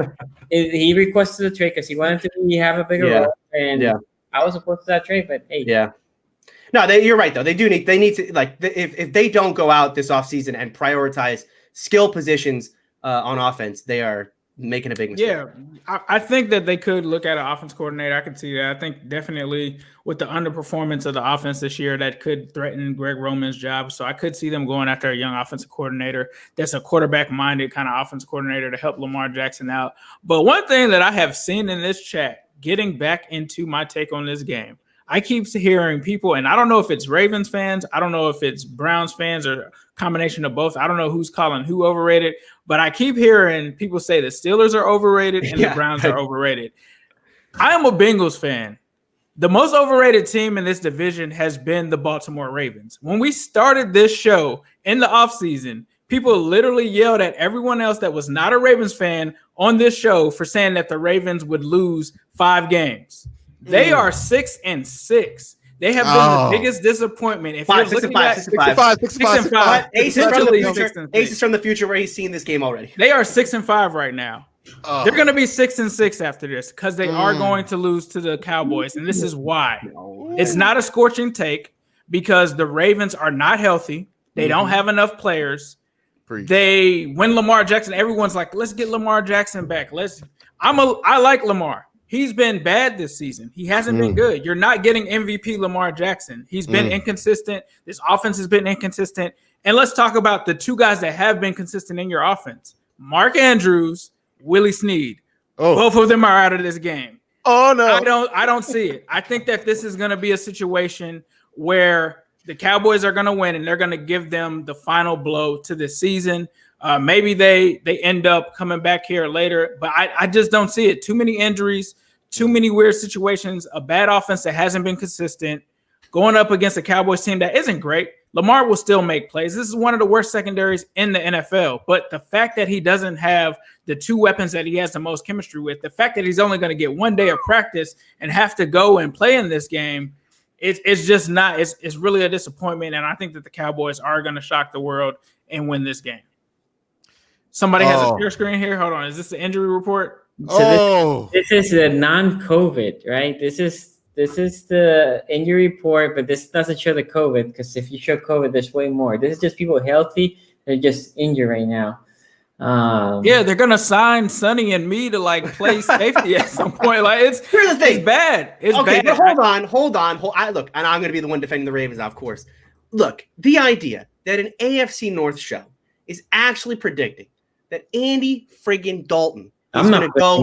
I know. Tony, let me say this. Yeah, we don't know what the relationship of Andy Dalton and the Ravens is the complete opposite of the Steelers. When Andy Dalton was the quarterback of the Bengals before Lamar Jackson got here, he owned the Ravens. He was like 5-2 against the Ravens. So it's like the exact opposite of what Andy Dalton was for the Steelers, which you guys completely dominated. And also, Andy Dalton, notoriously good practice player, and this is a practice day for Andy Dalton. Quincy, that's an all-time line. We don't know what Andy Dalton's like on a Tuesday. We don't know what he's like. You are right. We talk about what Andy Dalton's like on prime time. Prime time. Never seen him on Tuesday night. You are right about that. Thursday, but I can tell you in trouble. But now it's Tuesday. Hey, baby, I don't know. You put 8 p.m. next to his time when the game is kicking off. 8 p.m. It's over. He just exactly throws 3 interceptions. I mean, it's just guaranteed. Just put it down.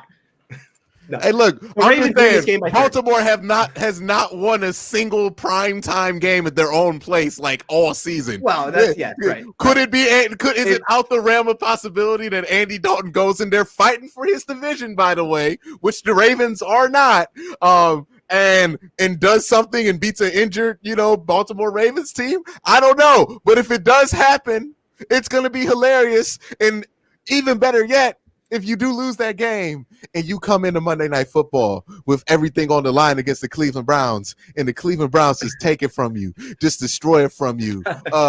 Yeah, baby, I'm going to let y'all know that's our Super Bowl. That's going to be it. So before y'all make that joke, yeah, it will be our Super Bowl. And it tastes delicious. It'll be the best bowl I ever ate out of because we're going to do that. Oh yeah, we gonna destroy you. Oh my God, they're under 500. The Browns just stomped them, and I'm gonna be on every single one of y'all live streams. Joe Nobu, I'm gonna be on your live stream. And Graven, I'm about to be in your live stream. SCG, I'm about to be on Marquise Brown's IG live if that happens. Yeah, I'm about to get all kind of lit up if y'all let this happen. So y'all better win this game. Y'all better win this game. Yeah. Because y'all don't want to see what it's like if y'all take 3-4 L's in a row. Y'all don't want that. Y'all don't want that. The reality is, if we lose to the Cowboys, then basically there's no chance of making the playoffs. There's none.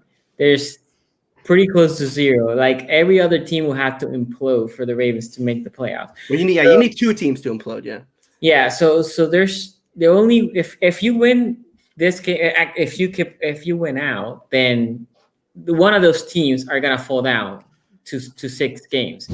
If you lose this game, then it doesn't matter because 6 losses is just gonna be too hard for you to make. Everything has to go perfect. Right. So yeah, Q. If we lose this game, the Browns game in my book matters less. If we win this game, then it's important, definitely. But if we lose this game, we can beat the Browns and every other team and. And by the way, let's talk about that real quick, just for a hot second. Why are Raven fans so confident they're going to sweep the Browns when they didn't sweep them when they went 14-2 last year? They have not swept the Browns in 2 years, and yet they're so confident that in a year where the Browns have the better record than the Baltimore Ravens, y'all just going to sweep us? I can understand Pittsburgh's confidence because, sure, they have not swept us in 2 years, but at least they're undefeated. Where does this confidence come from, Baltimore, that y'all just going to sweep us? Like that's just going to happen? Like that really is a really ballsy like assumption a lot of Raven fans have made. It's not that you're confident, as you have to do it if you want to make the playoffs, right? So you at this point, if you're a Ravens fan and you think you're gonna make the playoff, that equals beating the Cowboys, beating the Browns, beating the Bengals, the Jacksonville Jaguars, and the New York Giants. If you don't think you can sweep the Browns, you might as well say we're not making the playoff. But if you think the Ravens can make the playoff, that equals sweeping the Browns. There's no other way. Right. And I don't think, look, the Ravens are overrated. I should read this super chat, then we can get into it. Okay, we're going to read the super chat. Then we got to get Quincy out here, so we'll get a quick answer for him on actually, let's get it now. The Steelers game, Washington football. Quincy, who you got? Oh, watch. Okay, come on now. Come on. Come on. Like, what do you think? He's a Steeler fan. Come on. Of course he's going Steelers. The Steelers, yeah. Come on. They ain't losing to the team. Who does that? Who loses to the team? Has anybody in the division has lost to the team? Oh. Y'all lost Joe Burrow too. My bad. I forgot about that. I hit all Joe Burrow and lost to the team. So. Yeah. I hit all 4 corners on this show. I hit all 4 corners. Right. So Trip says, "Whoa, Ace, chill. Ravens got hit by injuries this year. That's why I kind of said it. Overrated is only because of the absurd expectations. I believe 12-4. I was wrong, but the injuries got something to do with that. We winning out. Big trust." By the way, I see Coach down in the chat with the broom emojis. Dog, y'all didn't even sweep Freddie Kitchens last year. Y'all just think y'all just gonna walk into Cleveland and sweep the Browns? Like think about that. Freddie Kitchens. No, I think Quincy, I think he's doing the sweep thing because the Steelers swept the Ravens, is what he's trying to say, which he's right about. The Steelers did. Oh yeah, that's right. You know what I mean? I don't know if there's a split emoji, but I would start hitting that if you want it to be right. But come on, Coach, you're a football. You know how terrible Freddie Kitchens was last year. Y'all didn't even sweep him. You think y'all about to sweep Kevin Stefanski when the team's 8? Why is this an assumption that's being made by Baltimore fans? At one point, people were saying like all we got to do is beat Cleveland. They were saying the Ravens were going to go undefeated. You go all the way back. I mean, look. Okay, yeah, the Ravens, they're overrated because, and Tripp is right, the expectations were too high. But if they miss the playoffs, I mean, it is a colossal failure for this football team. And like injuries, every team has injuries. The Ravens, it's not like Lamar, sat out half the year, and that's why this team is 6-5, right? They're 6-5. Lamar missed one. The Cowboys have Dak Prescott. Yeah, right. The whole season. So. But let's not. Let's not do the thing where like they're 6-5, and so all of a sudden, this is all of a sudden like a middle of the road team or something. Like they're still while they are 6-5, they are still one of the more dangerous teams in the NFL. It's not like it's going to be an easy win for the Browns on Monday night either, right? No, and I don't think the Ravens are guaranteed to win that game. On Cleveland side, right? It's not like the Browns are guaranteed to blow out the Ravens either. I mean, that's going to be an interesting matchup. which we'll preview next Thursday. I think the big thing, Q, is I don't know what you expect for Ravens fan. Again, if you want to make the playoff, you have to basically win out. That's it. Yeah, I know, but like if the Browns were in that situation, we'd be like, hey, we have to beat the Ravens, we have to beat the Steelers. Like those are going to be tough games. I don't know if we could do it, but that's what you got to do. Raven fans are on the inverse, like all we got to do is beat the Browns, and then it's like real easy after that. And it's like all you got to do. You have not done this in 2 years. We have to go undefeated for like that's not highly probable. My point is, when you say that, meaning I will say that, right? All we have to do is beating the Browns, because if you look at the schedule, right, they are the hardest. If anything, I'm giving you props to say that is the only team, the only hard team, right? Yeah, right. The rest of the teams should be a W. The one the Patriots. No, the rest of the schedule, for the Ravens, the only tough game left. I understand what you're saying, Ace. Yeah. The Patriots was a bad loss, but if you're looking at of all the opponents left, the Browns team is concerning because the Browns team is a playoff team, right? I have been putting different scenarios. I don't see how the Browns can miss the playoffs, even if they lose to the Ravens. So, all right. So before I head out, all I'll say is this: the Ravens think they about to make the playoffs. Ha ha ha! We'll see. Ha, ha. If you get it, you get it. What happened here? This is what Ravens fans look like right now. This is what you're looking like. Right what are we doing? Trying to make the playoffs right now. That is what it is right now. No, I'm not. Hey, I'm just being real. No, bro. No. Being real. It's a tough stretch right now. We're just messing with y'all, Raven fans. Y'all were just so high this whole season. Y'all thought, oh yeah, maybe 14-2. It's a rough year, but hey, this is what 29. It was worse for the Browns last year, where the world thought we were going to go 14-2. And the Browns went 6-10. At least y'all ain't about to go. Well, y'all still could go 6-10. But still on that. But hey, look, it could be worse. You could have hired Freddie Kitchens. The one thing I will say, because I'll see Cleveland Browns celebrating, and I picked Cleveland Browns to make the playoffs before the season started. So I never said the Browns were a bad team. But if Cleveland does slip against the Titans, and the Ravens beat the Cowboys, and they happen to lose to the Ravens the following week, you know who's in second place and third, right? That's true. That is a possibility. So before the Browns celebrate, I'm not saying I'm here not saying the Browns are trash, but in 2 weeks, we can be looking at the Ravens being second and the Cleveland Browns being third. So that is a possibility. I'm just saying, again, I picked the Browns to beat the Titans. But if that'd be like me saying all the Browns have to do is sweep the Steelers for the first time in since 99. You know what I mean? It's not guaranteed. What if Lamar gets COVID again and he's out? Not guaranteed, but it is. I mean, it is the easiest path to them. It's like you win all your games, right? Because all the other ones are easy, and then all you got to do is beat the Browns, right? That's what I understand where Sonny's coming at with this one. Yeah. I'm not saying something out of left field. I'm not saying that the Browns game will be easy. I'm basically saying that is the game for the Ravens. I'm not saying that the Ravens are a bad team. They've got injuries to key players that are not playing in these games, and they've just taken a hit at too many positions. Lamar Jackson in the offense has taken a step back. These are reasons why I'm like the Ravens aren't making it. I don't think that they're trash by any means at all, but I just think that everything that's been going on in these recent weeks with this team, nothing gives me any hope to say that they're gonna finish this season winning out all of these games. That's all I'm saying. Like, especially with the Patriots loss, because what's the excuse there? Like, it was a bad loss. So I mean, I think it's really about, like you guys have said, the issue is the offensive line hasn't been. It's almost like the Bengals, like I said last week, bad offensive line, mounting injuries. Except you guys are way better than us. Don't think that I'm saying that they are the Bengals. But but Raven fans, I'm just having fun with y'all. You know what I mean? Right? Y'all been so fun. Y'all been so fun during the off season. Y'all were the Hollywood Brown stuff, everything else. Y'all got a little bit high off that 14-2 and compensated because y'all lost in the playoffs. But it's all love. I got love for y'all. I don't think y'all gonna be that bad. Y'all still got a chance to go 9-7, make the playoffs. Like, it can happen for you guys. Not 9-7. It's gotta be 10-6 or 11-5. 10-6, 11-5. It can happen. It can happen. All I'm saying, it's not very likely. So thank you guys for having me. I got to leave early. You guys gonna finish it drunk. Well, we're running long. You're leaving at the right time. We're just gonna go. We're gonna do this for another 4 hours, I think. All right. Yep. So we got the trip. He says $2 here. He says got the NFL team winning 17-13 against the Steelers. Hold on. Another one here from Colt Linder. He says 8-3 is greater than 6-5. Cleveland is gonna be ready this time. $2 there. All right. So we are going to try to wrap this up. Obviously, hold on. We just had the trib. Just I thought you were frozen. Hold on. So I frozen? I thought it was your internet. That Tony is just that shocked by this super chat that has got him. All right, go ahead, Tony. Yeah, because it's the super chat. You go put the trib. He wants the trib back. First of all, Trib, love you, absolutely love you. You're one of our super fans here on the show. But let's look. I understand the Steelers played like crap. Okay, and Ravens fans got a front row seat to the worst game the Steelers have played all year. But let's dispel the notion that from one week to the next, this team is, because they played bad this week, they're going to play bad next week. And by the way, they're playing Washington, who is quarterbacked by Alex Smith.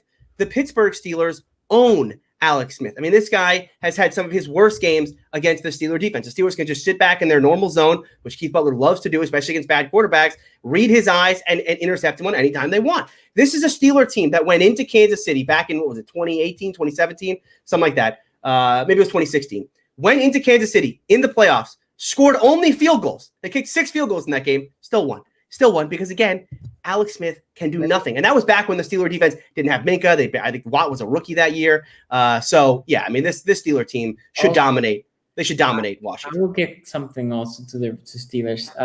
Division, you play tough, right? Even if it is a bad team, how many times the Browns give the Steelers or the Ravens when they were really bad a game, right? Because in the Steelers, the division games are different. I know that the Ravens presented the Pee Wee squad in that game, but still, we still division. We know the opponent. We know Big Ben. It's not like Big Ben is a surprise for us, right? So that's one thing. And the team, let's be honest, it's a joke that this division will have a representative in the NFL playoffs. Like I said earlier, I think 6 wins will win the division. You will have a 6-10 team in the playoffs this year. Yeah.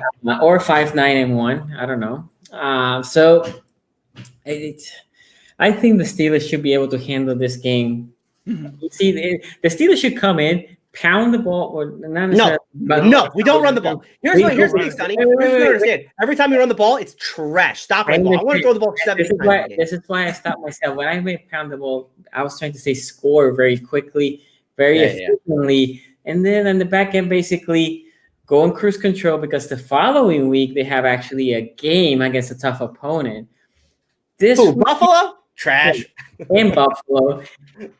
Where if there's a snowstorm, you need that running game, right? So anyway, I think the team will lose this game.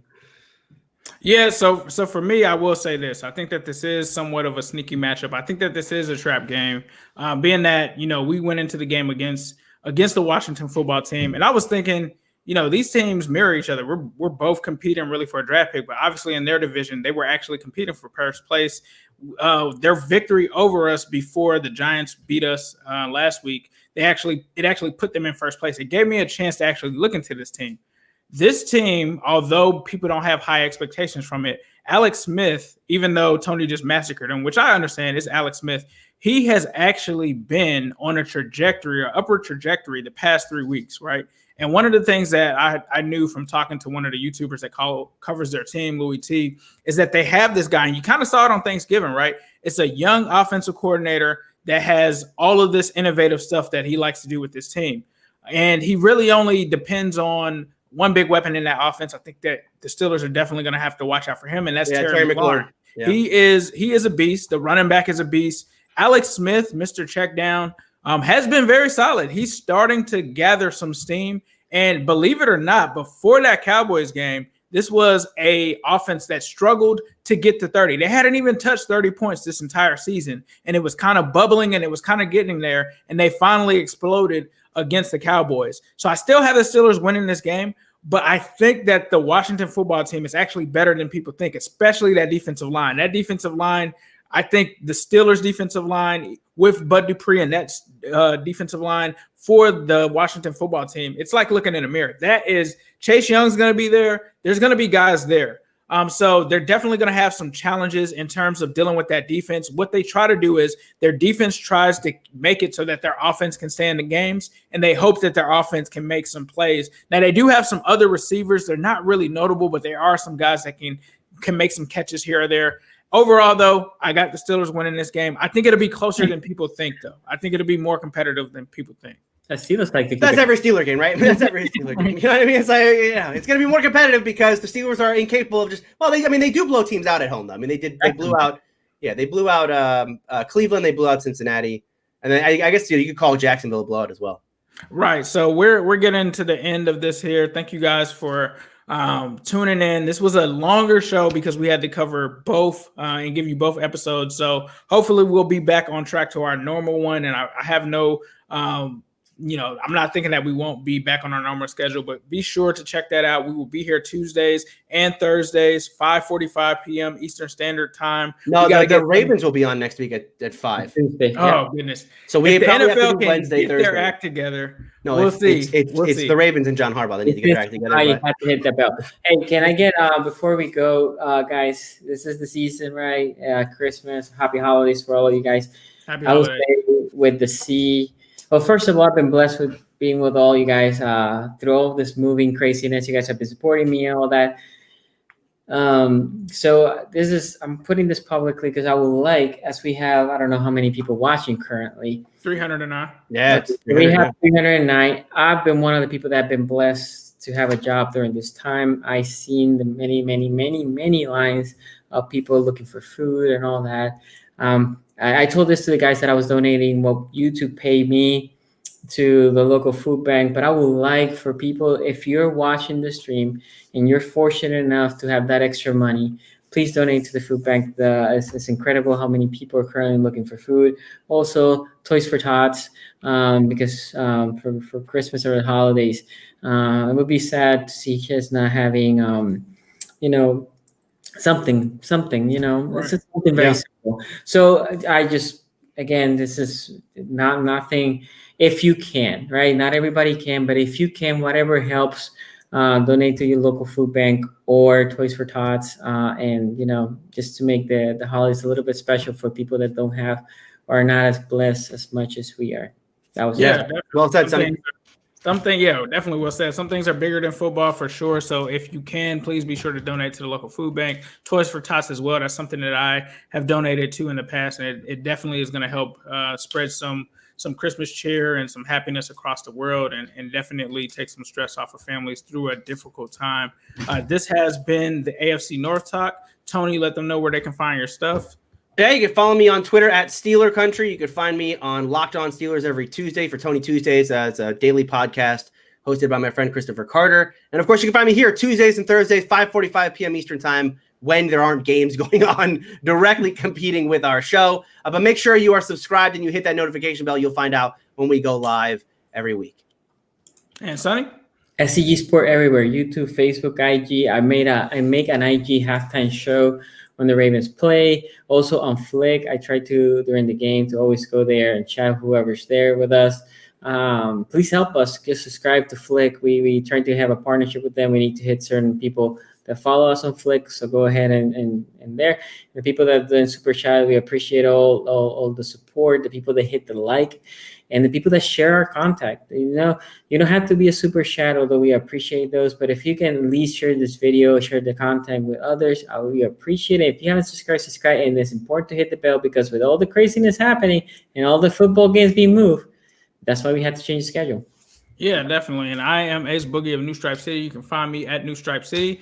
Our guy Quincy, you can find him at youtube.com/Quincy Carrier, giving out all of the hot takes for sure, and definitely jumping in some mentions there on Twitter at Quinn_C. He's going to be very sad if the Browns were to lose. If the Browns lose and the Ravens win, next week's show is going to be it's going to be very different. It's going to be very different for sure. But thank you guys for watching. This has been the AFC North Talk. Have you ever felt? Are you listening? Damn.